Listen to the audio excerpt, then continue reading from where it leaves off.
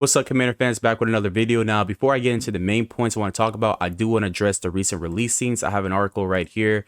So, as most of you know, we recently released Charles Leno and tight end Logan Thomas, and we're also expect to release our center Nick Gates. Now, the biggest thing out of this three to me is Logan Thomas. Logan Thomas is he's an average. I mean, he's a local Virginia dude. You know, he went to Lynchburg, he went to Virginia Tech. He's been with us for I don't even know how long he's been with us, but past 4 seasons, you know, he was a quarterback, converted into the tight end. He had 184 catches, 1,600 yards, and 14 touchdowns. Now, I remember Logan. One thing I did respect about Logan was that he always had a big catch, or he would get a catch and then don't take a big hit. You know, you don't really see a lot of tight ends do that. I mean, well, at least out of the tight ends we had or have, he's definitely like the main one who's able to like get a catch and still take a big hit. But he's turning 33 this year, and I think Dan Quinn and Peters and them, they're really serious about this offseason, is making recalibrations. They're not calling it a rebuild. Apparently we're in a recalibration for the team, but you know, that's one I'm kind of like, but this also means we're most likely drafting a tight end for this draft. Now, Charles Leno, you know, I have no issues. You know, he's been with us the past 3 years. He's just a guy. You know, I'm not really too pressed. And also Nick Gates, they're expected to release him as well. He lost his job to Tyler Larson. So this is what our depth chart looks like as unofficial.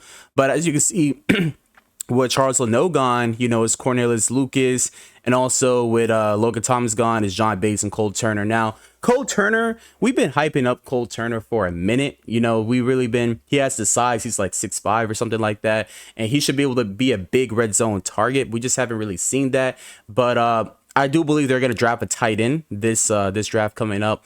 But, you know, that's the big thing. I just wanted to like address that Tyler Larson was already our starting tight end. They still have Nick Gates as the backup, but yeah, Tyler Larson is our starting tight end, but we have a hole for left tackle, and I think we do need another tight end because I really don't think we have a spectacular tight end.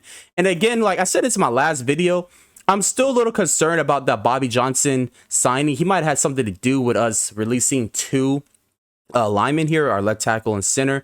I mean, we'll see what he does in the draft, but I'm still a little shaky about Bobby Johnson as our offensive lineman coach, but we'll see what happens. But again, like we got rid of our left tackle, center, and a tight end, and I did want to cover that news before I get into the next part.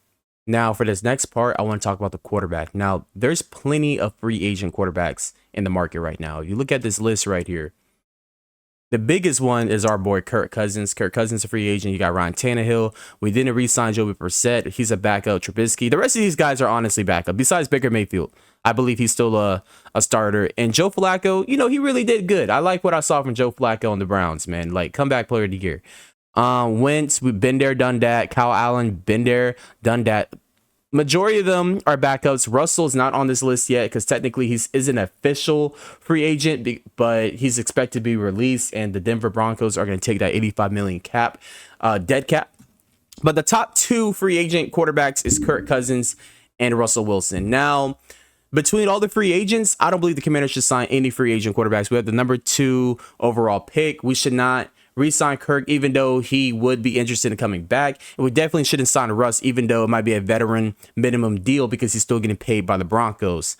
I know a couple years ago, like after the whole Carson Wentz thing, we were talking about trying to get Russ and everything before he signed with the Broncos. But yeah, we shouldn't sign a veteran quarterback. I think our quarterback should come from the draft, and that brings me to my next point, as in it comes down to between these two, Drake May and Jaden Daniels. Now, it's really between these are really the top 3. We already know Caleb is going to be gone with number 1. Chicago's going to take him, or someone's going to trade up to get him, and it's not going to be us. Now, I looked at the film, and I really did a good comparison between Drake and Daniels, but between the two, this is what I got to say about the two. Now, looking at the film and analytics, it's undeniable that Drake May has a better arm than Jaden Daniels. Drake, he can throw deeper. He can throw under pressure. He can throw when he's falling back. I believe Drake has a better arm than Jaden. Jaden is a better athlete. They're both at the same height. They're both 6'4", so that's taller than Sam. That's honestly a tall quarterback that we've had over the past couple years. Drake is bigger. He has a bigger frame than Jaden.